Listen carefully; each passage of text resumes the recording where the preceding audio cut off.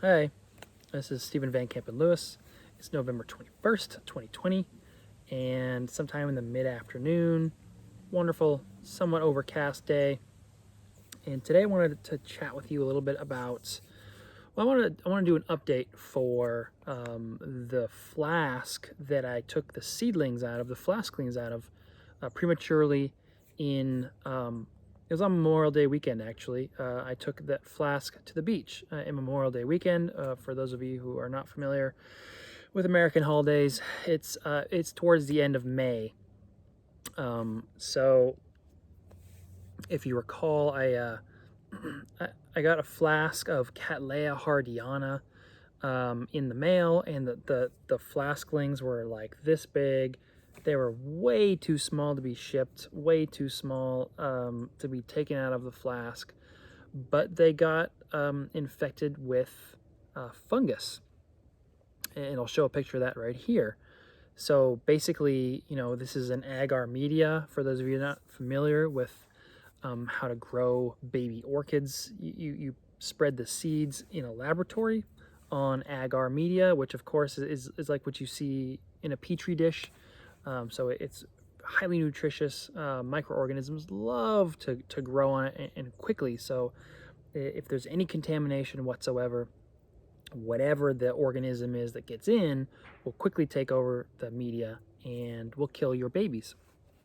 So I noticed that there was some fungus growing and that these babies were this big, and I had to pull them out of the flask. And so what I did is I took, well, I won't recap the whole thing. You can watch the video. I'll post a link at the end of this video to the original video. I think I did a subsequent video, so this should be my third. But long story short, I sort of created my own pot. I added some wood media, and almost like a PET method style, where the media would stay fairly wet for a fairly long time. The seedlings are now old enough that they don't need to be wet all the time, and so I'm actually letting them dry out all the time. I'm still growing them inside under lights. I'll probably kick them out into this area where I grow. As maybe many of you know, this is where I have my catasetums during the summertime. So these seedlings will be out here probably in April. But until then, they'll stay under lights. They'll stay in their sort of their seedling home, which I'll show you here in a second. And I will continue watering them. I sprinkle a little bit of that purely organic on top. That fertilizer that I tell you all about fairly regularly. I'll kind of sprinkle some dust on once every couple months, kind of whenever I remember. And the seedlings are doing really well. So a bunch of them, the really, really small ones, a lot of those have died off, which was kind of to be expected. But the larger ones, and I don't know, I've got a dozen or probably even more, actually, maybe 2 dozen of these larger seedlings that have survived and are putting out roots and are doing really well. And so I'm really excited for this. This is Cattleya Hardyana.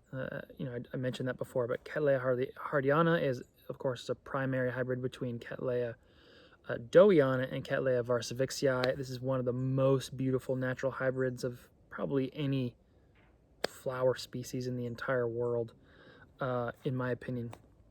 And it's really hard to find in the US, really, really hard to find. So when I saw this flask online being sold, I knew I had to snap it up.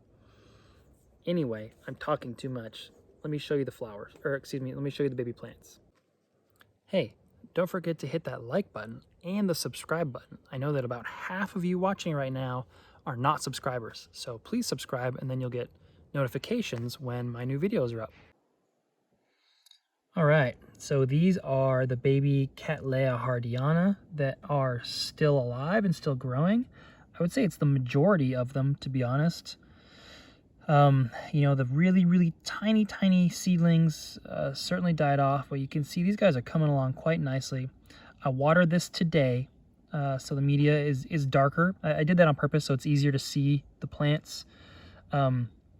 When this media, which is cypress mulch, dries out, it gets a lot lighter, and the plants aren't quite as easy to see. So what I want to do is just kind of talk to you a little bit about this and show you some different angles But really, I mean, look at the leaf color looks great.